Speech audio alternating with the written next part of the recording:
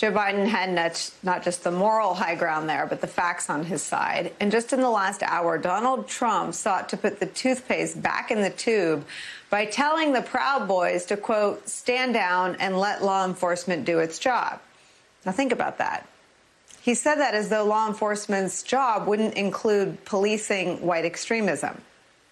This comes after Donald Trump's own FBI director, like Biden said there, testified that white supremacists represent the greatest domestic terror threat, not Antifa, which Donald Trump, of course, tried to conflate last night.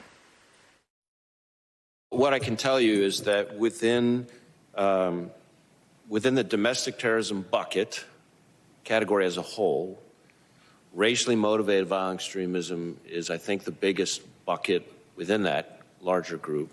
And within the racially motivated violent extremist bucket, people ascribing to some kind of white supremacist type ideology is certainly the biggest chunk of that. We look at Antifa as more of an ideology or a movement than an organization. To be clear, we do have quite a number of properly predicated domestic terrorism investigations into violent anarchist extremists, any number of whom self-identify with the Antifa movement. And that's part of this broader group of domestic violent extremists that I'm talking about. But it's just one part of it. We also have the racially motivated violent extremists, the militia types, and others. Now, if you're not up on your white supremacists, the Proud Boys are a group that the New York Times describes this way, quote, the group has openly endorsed violence and has recently been tied to several violent incidents at recent protests. Several civil rights groups have condemned the Proud Boys, including the Southern Poverty Law Center, which classifies them as a hate group, and the Anti-Defamation League, which refers to them as hardcore white supremacists. To be clear, to those hardcore white supremacists, Donald Trump said, quote, stand by. And they heard him, and they heard those words as a call to action. In fact, they celebrated it. NBC News is reporting today, quote, on the Proud Boys account on the social media app Telegram, the group appeared to take the statement as marching orders. Quote, standing down and standing by, sir, the account wrote. Megan Squire, a computer science professor at Elon University in North Carolina who tracks online extremism, said Trump's giving the Proud Boys orders was their long-sought fantasy. The racist in chief is where we start. Joining our conversation, former Democratic Congresswoman and Washington Post columnist Donna Edwards is back. Former FBI Assistant Director for Counterintelligence Frank Figliuzzi is here. And executive editor for The Recount and co-host of Showtime's The Circus, our friend John Heilman is back. Donna Edwards, I have to start with you. I spoke to someone on the Trump side who all but predicted that Trump would do something to appease members of his own coalition, if you will, because he was so flagrantly racist in his refusal, not just refusal to condemn white supremacy, but what was heard by the white supremacists as a call to action. But the damage was done. And I guess my question for you and my pushback to this person was, it's not what he says or doesn't say after the fact.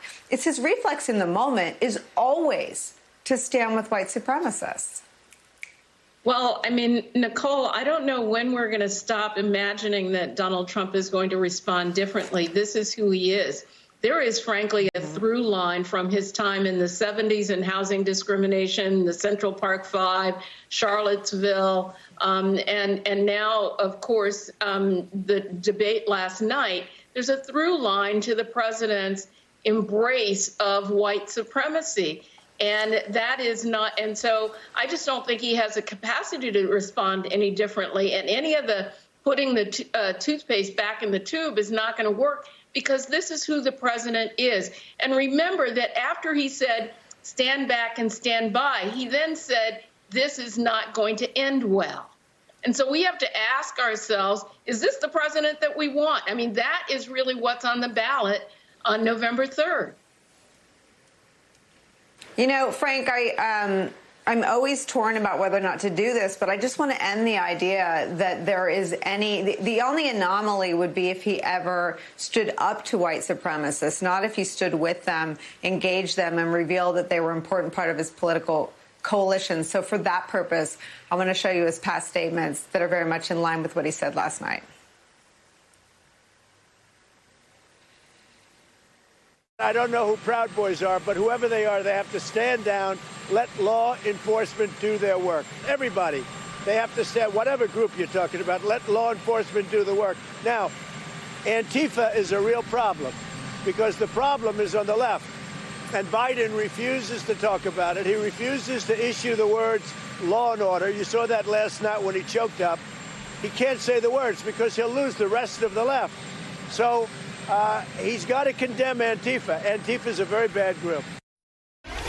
Would you repudiate David Duke? Sure, I would do that if it made you feel better. I would certainly repudiate. I don't know anything about him. I don't know anything about David Duke, okay? I don't know anything about what you're even talking about with white supremacy. You wouldn't want me to condemn a group that I know nothing about. I think there's blame on both sides. You look at both sides. I think there's blame on both sides, and I have no doubt about it, and you don't have any doubt about it either. So we played the testimony from Christopher Wray.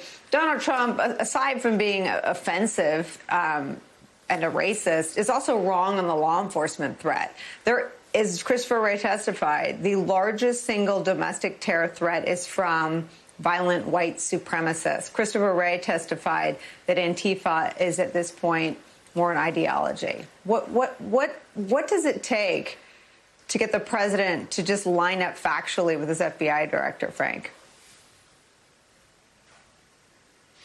Look, you said he's wrong on the law enforcement threat. I'll go a step further. He is the law enforcement threat. The commander-in-chief has become the radicalizer-in-chief, and I'll continue to say that the disturbing things we're seeing online, both publicly from violent extremist groups and in their private chat rooms and discussions, is looking even more today like what we see in violent Islamic jihad radicalization and recruitment. And the radicalizer-in-chief refuses to clearly, unequivocally denounce the extremist violence. Even when he tries to do so, he then qualifies it immediately by saying, well, but the real problem's on the left, or, well, there's good folks on both sides. That's not how you stop the radicalization process in its tracks. And for those who are spinning this today saying, well, you know, he actually didn't mean that, he didn't understand stand by versus stand down, and he tried to clean it up later, I say this, cut through all of that nonsense and look at the response that it got from the violent extremist groups. That's all that matters. You can say what you want, you can make mistakes and slip of the tongue, but the bottom line is, how is it coming across to those people who have violence and racism and hatred as their agenda? And pleading ignorance as a strategy, I don't know this group, I don't know the Proud Boys, I don't know David Duke. Ignorance as a strategy doesn't work. The bottom line is people will be called to action, feel called to action, because of what this president is doing. And one more point on law and order. This president can no longer claim that he is the law and order president when he is making the job of law enforcement all the more harder. Since last night, I have talked with law enforcement contacts at both the federal and state level who are now extremely worried about what this means and have to kick up 24/7 shifts of intelligence analysts simply to monitor who's calling for violence and weapons on the street because of what the president said. And the security now for upcoming debates because of street-level concerns, violence-level concerns, has to be put on steroids because of this president.